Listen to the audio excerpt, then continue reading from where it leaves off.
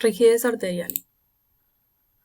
Al hablar de rigidez arterial nos referimos a la resistencia arterial a deformarse ante los cambios en presión-flujo en cada ciclo cardíaco, y es la capacidad de soportar cargas o tensiones sin deformarse o desplazarse excesivamente. Vamos a ver que la importancia clínica es que es un predictor independiente de riesgo cardiovascular aditivo y complementario a los abordajes de riesgo global. Es un predictor de mortalidad cardiovascular.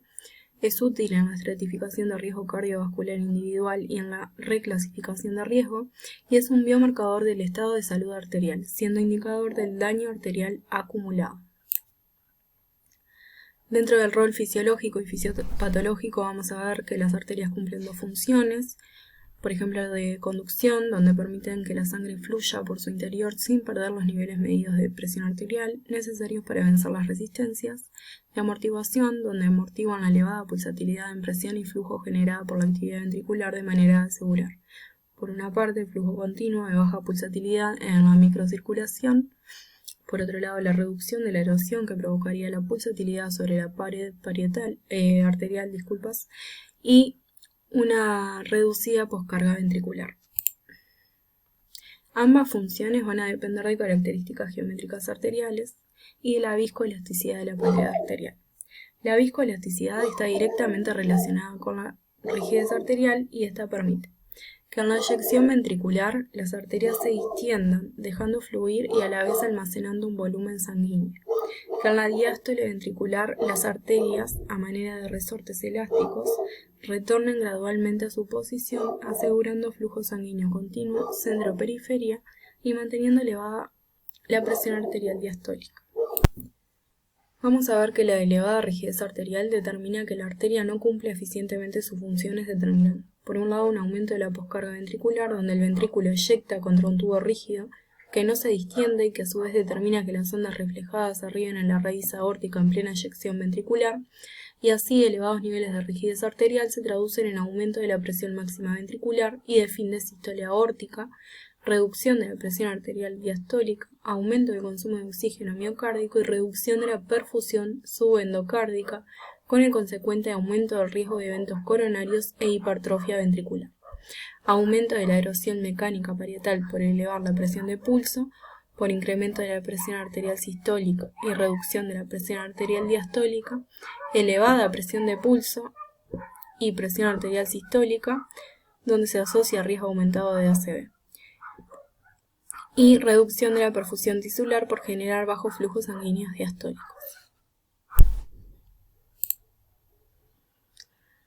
Vamos a ver que los factores que determinan los niveles de rigidez arterial, tenemos algunos principales como la geometría arterial, donde la rigidez arterial depende de características geométricas como el área de sección transversal y el espesor parietal, y características intraparietales, donde la rigidez arterial depende de la rigidez de los constituyentes parietales, de sus cantidades absolutas y relativas y de su organización tridimensional. Fisiológicamente, los principales determinantes intrínsecos son elastina, colágeno y músculo liso, y en condiciones patológicas otros materiales comienzan a determinar la rigidez arterial, por ejemplo, el calcio. Dentro de los factores que determinan los niveles de rigidez arterial, vamos a ver que los principales son modulados por subdeterminantes, por un lado pasivos como la presión arterial y la frecuencia cardíaca, y por otro lado activos como la activación del músculo liso. En estas tablas pueden encontrar en qué condiciones se va a ver elevada la rigidez arterial, y como vemos hay condiciones fisiológicas, condiciones familiares, por exposición a factores de riesgo cardiovascular, etc. Y en esta otra pueden ver tratamientos o recomendaciones que mejoran los niveles de rigidez arterial, de acción no farmacológica y farmacológicas, que se las dejamos para que las miren tranquilos. Y bueno, llegamos al análisis de la onda de pulso, el cual es un método no invasivo que permite estimar la presión arterial central a partir de la presión arterial periférica, y el análisis de la morfología de la onda de pulso, de la onda incidente y reflejada, tiempos de tránsitos e índice de aumento sistólico, conocido también como ALX. Bien, vamos a ver que el índice ALX es el aumento de la presión sistólica medida en el pico de la onda de pulso arterial, y a través del ALX se puede evaluar el impacto de la rigidez arterial a nivel central. Para identificar la presión de aumento sistólica se requiere la evaluación de la forma de onda de la presión central. Esta puede ser cuantificada por trazados de pulso carotidio, considerando el índice de aumento ALX, y vamos a ver que el arribo de una onda reflejada a la aorta ascendente puede ocurrir antes o después de que se alcance el máximo pico sistólico y determina al arribar una inflexión pico adicional en la onda de presión arterial aórtica. Estos dos picos identificables en la onda de presión arterial aórtica o periférica se denominan P1 y P2, según el orden de aparición. Vamos a ver que AP, que es la presión aumentada, evalúa la contribución neta en milímetros de mercurio de la onda reflejada a la onda de presión arterial medida y se calcula como P2 menos P1. Y bueno, la presión de pulso o tensión diferencial central no solo depende del volumen sistólico, que es un factor determinante importante de la tensión diferencial periférica, sino también de la rigidez de las arterias de gran calibre y las características de reflexión de la onda. El aumento de la rigidez arterial por la edad conduce al aumento de la diferencia de presión y de la tensión sistólica. Bien, vamos a ver que se estima el grado de rigidez arterial a partir de la velocidad de la onda de pulso carotido-femoral y la técnica de esportonometría por aplanamiento.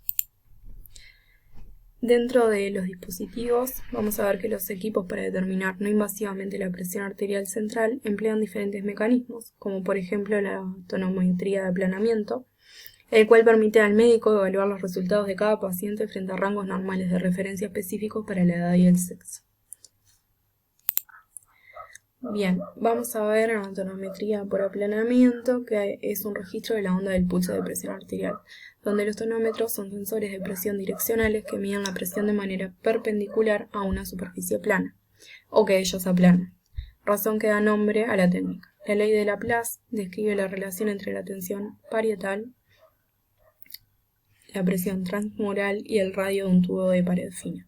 Cuando el tonómetro aplica una presión externa aplanando el tubo, el radio de la curvatura parietal se hace infinito y la presión externa es idéntica a la presión interna, siendo la presión registrada reflejo de la presión interna. Para cumplirse esto, primero, la superficie aplanada debe cubrir totalmente el sensor. Segundo, la arteria debe ser superficial y debe fijarse en un tejido duro para ser correctamente aplanada. Y tercero, el sensor no debe moverse al registrar. Lamentablemente, la tonometría por aplanamiento permite acercarse a la presión intraarterial, pero no obtener su valor exacto por no cumplirse con las condiciones descritas. Por ejemplo, existe una interposición de tejidos entre piel y arteria. Sin embargo, la tonometría por aplanamiento permite adecuadamente registrar la forma de onda del pulso. Por ello, más que medir directamente la presión arterial, la técnica permite reconstruir la onda de presión arterial que luego se calibra.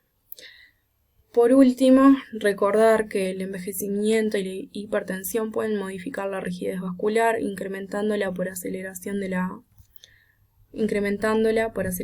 velocidad de propagación de la onda de pulso propulsiva, afectando la magnitud y el momento de generación de la presión reflejada. Su consecuencia, la consiguiente amplificación de presión central, aumentará la impedancia de entrada impuesta sobre el corazón, aumentando la carga oscilatoria que conduce a remodelación concéntrica y a la aparición de hipertrofia ventricular. Por aquí dejamos las referencias bibliográficas. Y bueno, muchas gracias por su atención.